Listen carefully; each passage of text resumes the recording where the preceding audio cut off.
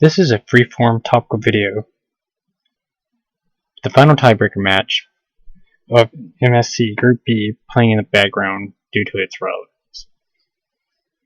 During MSC, we saw 3 LPL and 1 LCK team get out of the group stage in an all-Chinese finals.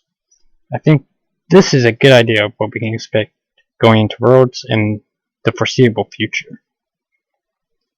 And there are a few reasons for this that you can really boil down into how each region played out during its spring split. The LPL, they play 16 BO3s, which is quite a bit. And they play a very super competitive region. Like, there's 19 teams, and it's just stacked with talent. Like, if you take OMG, which was the 12th or so place team, they had a 7-9 record in BO3s, and put them in NA, I think they were like the second best team in my opinion. Only losing out to Cloud9, obviously. And you have these competitive regions where not every team is super consistent, but every team can win. When you had E-Star going on their hot streak as the top team in the LPL, and IG was number 2, and they looked a lot better than they did during MSC. E-Star just stomped them. Like, it wasn't even competitive. And I think a big reason for that is the way that the LPL teams play out their stage games is very aggressive and very reliant on their mechanical talent to force their opponents into making mistakes. And I think this is like the correct way to play, especially when you have 16 BO3 games. Like, that's potentially 48 games. That's a lot to practice. And if the top teams in the world should probably use their regular season as practice for the big international events. And they just play so aggressive. And it really shows when you take a look at the LCK teams. Like, LCK teams, they play their games out very methodically, and tends to be slow and, not much going on outside of major objectives. In general, there are teams on both leagues that break the rules and go the opposite way, such as Bilibili in China. They play very slow as well. And when you have in Korea, it's a much less competitive, like, top-down region, and there was a lot of like variance in the games themselves this season in the series. But I think it's pretty clear that, like, SKT is like the best Korean team, right? T1, that is. And then you had Genji, who actually were the first place team during the LCK spring, is probably one of the most disappointing teams I've ever seen when you look at the roster they have. And I don't know. Clid looks so much different playing with BBD than he did when he was playing with DoomB or Faker. And this region also plays a lot of games where they play 18 BO3s, so, literally 3 times the games of the next 2 regions I'm going to talk about, LEC and LCS. In LEC, we have the best team that the West will probably ever see in G2.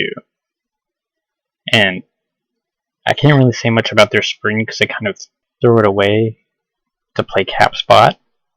But I will say, going back to last year, while the finals were very lopsided, I honestly believe that G2 were the second best team in the world. Very close to being the world champions. Like, matching those teams up was kind of a hard mental battle, and G2 could just beat everybody else. Maybe there's questions about them beating IG due to mechanical difference, but I think FPX was the only team that could beat G2 in that tournament. So if EU wins Worlds, I think it'll be with this roster before they break up. If not, then I don't know how they win. And then we go into Fnatic, who had a good spring split, but I just don't believe in the players in this team. Like, I don't see how they can, like, they're good enough to compete, and they usually overperform my expectations, but they're not as good as G2, and G2's the only world-class team in that region. And by world-class, I mean can win a championship. And then we have NA. So, the only team that exists in NA, really, at the moment, is Cloud9. I would have given Team Liquid a benefit of the doubt going into the summer, that we could have had a 2-team region, but you know, the whole double lifted TSM thing happened.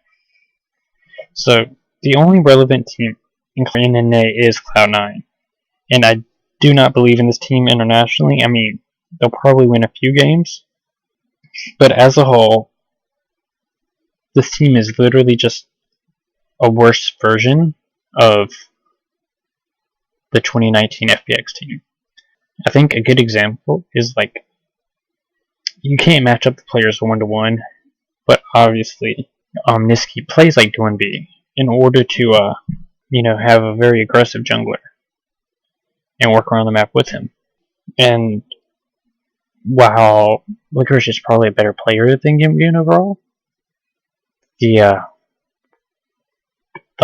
roles just don't make sense in NA, where the mechanical talent is less. So I'm just worried that they're just going to get lane keep internationally by a lot of teams, basically. And it just makes me not believe that they can ever do anything. And a problem with that is the level of skill they have to practice against, right?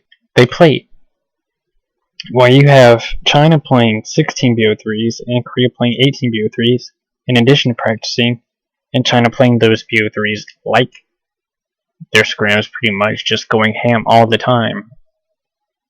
You have just low quality games from NA where, I mean, I don't know what's happening in a lot of these games. It's just really hard to watch as a fan of the game.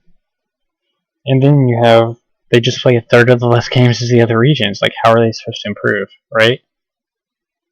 So basically, the TLDR is LPL good, NA sucks. And there are, reasons for this. If you want to ask how to fix this, I think there needs to be a restructuring of the Western leagues. And you have to really needs to ask themselves, what do they want? Do they want competitive League of Legends? Or do they want an entertaining game to, market their game? If they want the highest level possible, we just need to get rid of BO1. Like, the format's terrible, and I'm honestly surprised G2 could be as good as they are, playing as few games as they did.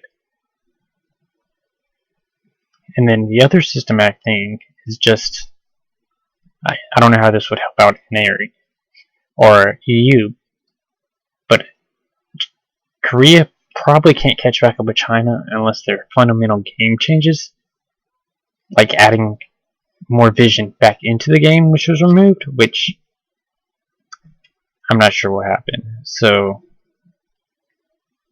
get ready for a lot of Chinese trophies, I guess.